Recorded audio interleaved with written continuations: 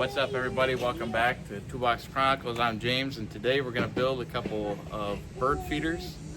Here we got our cut list on our cedar picket fence pickets. I'll go ahead and include this in the description down below. Today I've got a special guest. This is my dad, Jeff. He's got his own YouTube channel, Fat Boy Farms. I'll drop his YouTube link down below. You go ahead and take a look if you enjoy gardening or any sort of whatever variety he likes to do. So we're gonna go ahead and get started cutting all of our pieces and work on assembling it. So let's get to it. Let's get to it. Right, so first we're gonna cut our bases. Those are gonna be a 12-inch long piece. And these are 5.5-inch wide. Right, next we're going to go ahead and cut our roof pieces. These are going to be a 14-inch long piece. Unlike me, when you're using power tools, you're going to want to use safety glasses or goggles of some sort. Bye-bye. Today I'll be using my safety squints.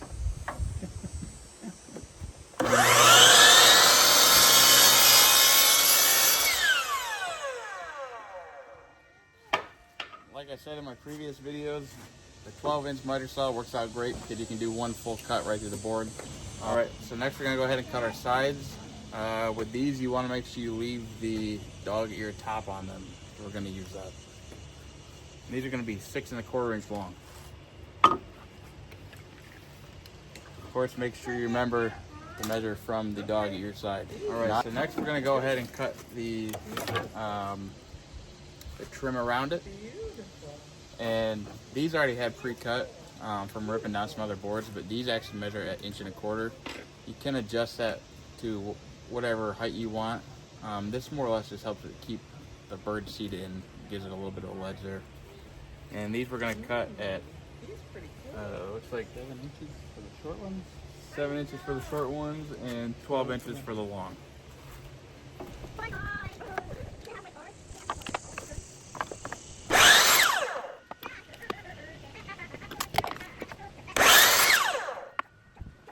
Now we're going to go ahead and cut the 12-inch pieces. Alright, so for the sides here, the piece that you cut with the dog ears, what we went ahead and did is we marked out the center, which is going to be 2 3/4 for us, being 5.5 inches wide board. And then we just went an 1.25 inches on each side. And we're going to go ahead and actually do a taper cut from up here down to, there to there on each end. The other thing you are going to want to make sure of is that your angles on your dog ears do match, because they don't always come perfectly symmetrical. So if you end up having two separate ends here, you cut them, it's not going to look right. Alright, so now that we've cut all our pieces, we're going to go ahead and assemble the bird feeder. Alright, so I just wanted to go ahead and talk real quick about what I'm going to use here to assemble this bird feeder. Right here I have Tight Bond 3. As you can see, I use this all the time. I used it Tight Bond 2 for the longest time, and there's nothing wrong with Tight Bond 2, but the Tight Bond 3 is pretty much the best that you can get. Indoor, exterior use. The glue up time is a little bit longer, but I've never had an issue. It's been really great. You can buy it by 16 fluid ounce bottles, which are great because it's got the squirt top here, or you can buy a full gallon of it, which is what we did last year. So now I have 2 of these bottles. You can fill up just by the gallon. Makes more sense. This is also food safe, so if you got into using building cutting boards or something of that sort, you can also use this glue. So it's kind of more of a universal or all-around glue. Definitely worth the money in my opinion. And then I'm also going to use my Milwaukee M18 brad nailer here. I'm going to use 18 gauge 1.25 inch long nails to go ahead and get this assembled. All right.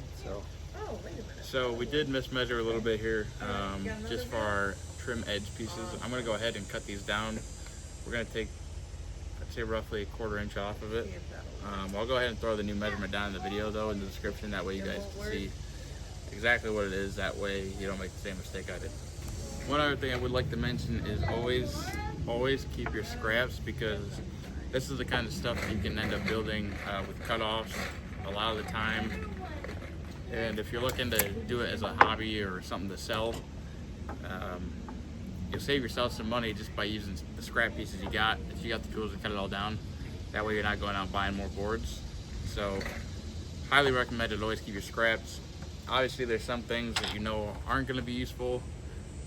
You know, tiny little pieces, you can chuck those, but stuff like these that I've already ripped the board down, they've came in handy, and here we are building these now. So definitely keep that in mind when you're cutting and cleaning up your projects, that you can save yourself money and the hassle. And we're gonna go ahead and get this thing put together.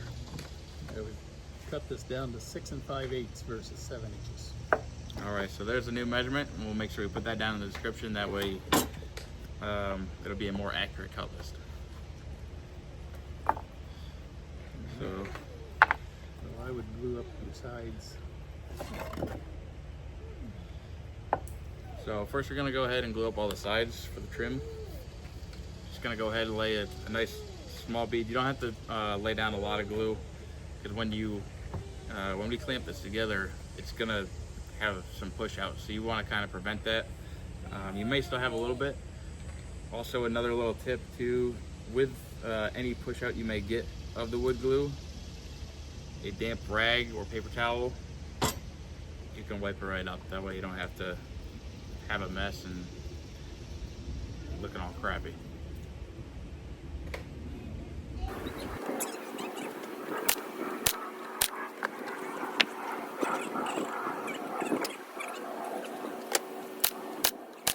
Now as I go ahead and build this, I just went ahead and did a nail on each end and then one right in the center. Once the glue and everything dries up, that'll be plenty. You don't really have to overkill with your nails. Oh, I was thinking maybe. So now we'll go ahead and glue up the ends.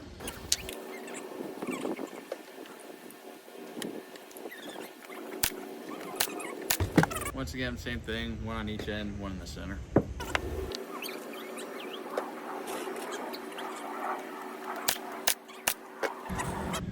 Now we've got the base complete with the edges on it. We're gonna go ahead and get the sides put on. Now when you go to do the sides, one of the things we're gonna do to try to make sure our sides are centered, just go ahead and find the center of your board, which for us here is gonna be 2 3/4. And go ahead and just draw a little mark right on the top of the edge here. And then we'll do the same thing on the side pieces. Just draw a little line. That way we're able to line our sides up, and that should keep us centered.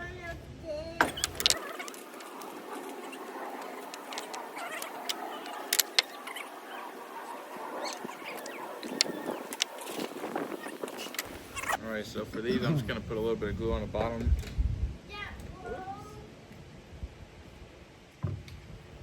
Make sure we got our center lined up. There. Now, as far as nailing this, you can nail from the bottom or from the inside before you put the other piece on. The only thing is you're going to have to get shorter nails for that, so I'm not sure. I think for now we're just going to leave it clamped.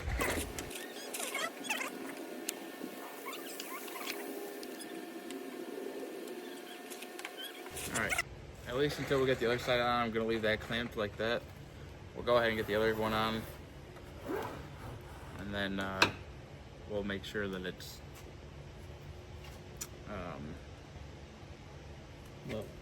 level.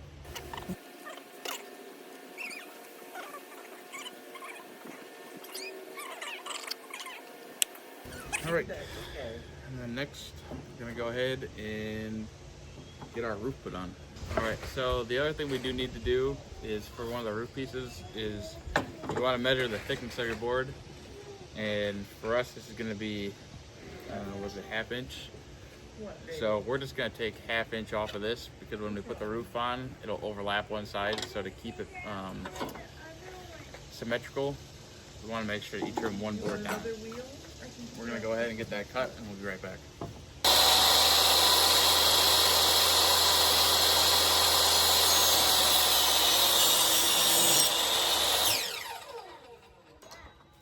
All right, so went ahead and ripped the 1/2 inch off of this board.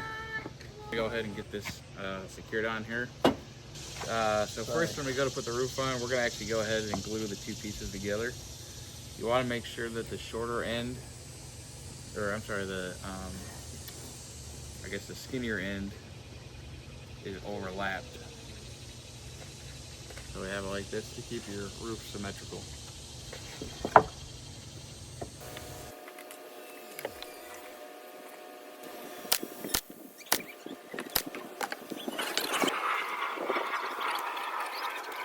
It's 14 inches long, which is long enough to cover the whole base. So we just want to make sure that we got the same measurements on the base as we do here, so that we're not off one side or the other.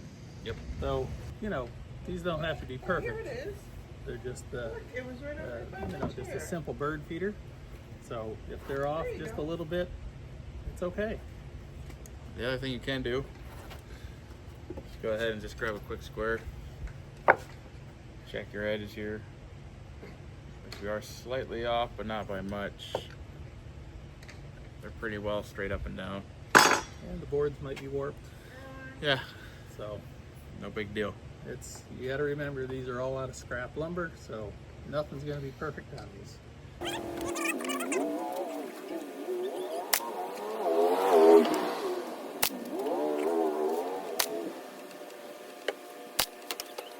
All right, now we got the roof glued and nailed down. I guess we can go ahead and remove these clamps.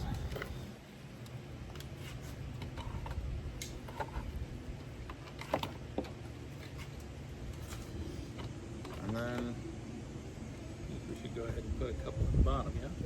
yeah.